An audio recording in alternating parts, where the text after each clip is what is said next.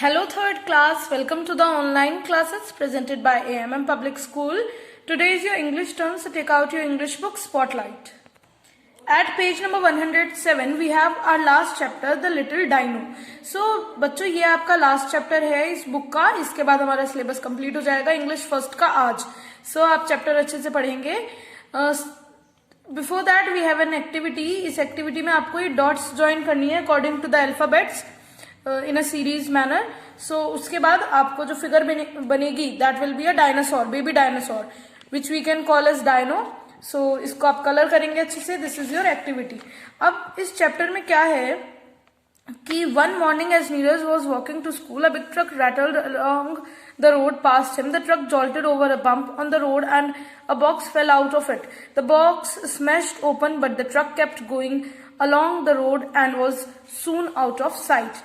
एक सुबह नीरज जो था अपने स्कूल जा रहा था, तभी एक ट्रक था, वो एक मतलब थोड़ा कहीं उबड़ खाबड़ था, वहां पर लड़खड़ाया और उसके अंदर से एकदम से जैसे ही ट्रक लड़खड़ाया तो उसके अंदर से एक बॉक्स निकला और बॉक्स के अंदर से एक मतलब बॉक्स गिर के वो सड़क पर गिर गया और ट्रक आगे बढ़ता गया, अपने रास्ते पे निकल गया. Out of the broken box there fell an egg. What an egg! It was as big as Neeraj, and when he pushed it, the egg rolled. Neeraj rolled it all the way to school.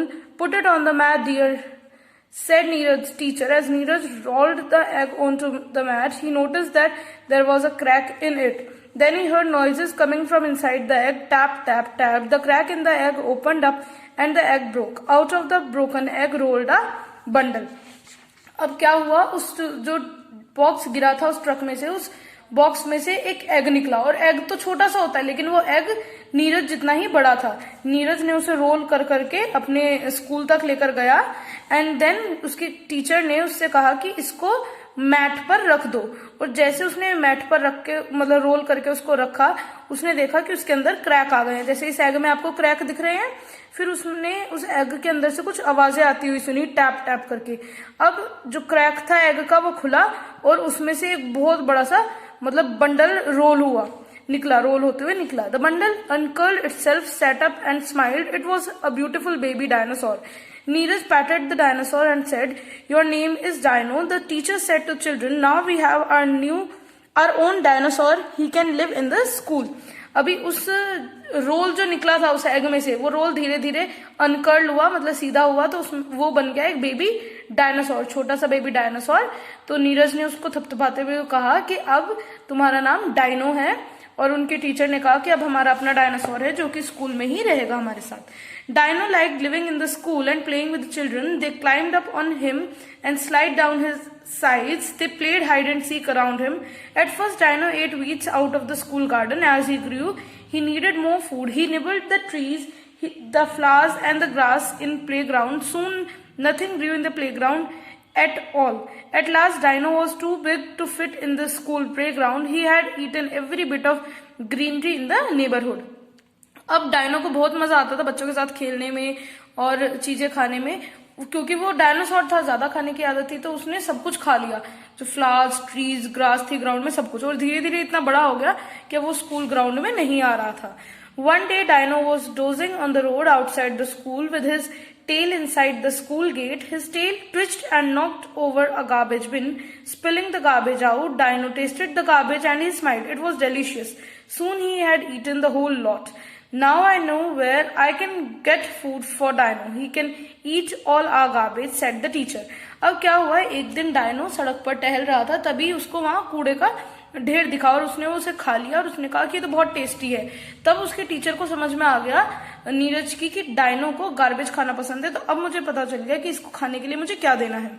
Dino is still growing, the teacher said. He needs a home where there is plenty of space for a growing dinosaur, and he needs much more garbage than we have at school. She thought for a moment, then she said, "I know a place where there is plenty of space and lots of food. Where ask Neeraj the garbage dump," said the teacher. "The city council will love to have Dino eat up all the garbage." अब teacher ने कहा क्योंकि ये बड़ा हो रहा है तो अब ये मतलब स्कूल में तो बिल्कुल भी नहीं रह सकेगा, तो अब हमें ऐसी जगह इसको रखना है जहाँ ज्यादा स्पेस भी हो और ज्यादा खाने के लिए भी इसे मिले गार्बेज. तो उसने कहा कि जो गार्बेज डंप है, बड़ा सा प्लॉट होता है जहाँ गार्बेज ही गार्बेज रहता है पूरी सिटी का, वहां पर हम इसे लेकर जाएंगे और वहां पर जो सिटी काउंसिल है उसे भी अच्छा लगेगा कि उनका सारा गार्बेज जो है वो फिनिश हो गया है। She was right. The city council people were happy to make a home for Dino at the garbage dump. Dino now lived on a lovely green hill. Every day, big trucks collected garbage from around the city and took it to the dump. So Dino had delicious meals. Now the leaves and grass and flowers were growing again. The city was clean and beautiful with not a bit of garbage anywhere. City council को भी अच्छा लगा कि उनका जो garbage है सारा खत्म हो रहा है, उनकी सिटी क्लीन रह रही है। अब सुबह सुबह सारे ट्रक्स जगह जगह से गार्बेज कलेक्ट करते और जो गार्बेज डंप है वहां पर गार्बेज डाल देते और डायनो सारा गार्बेज खा लेता था।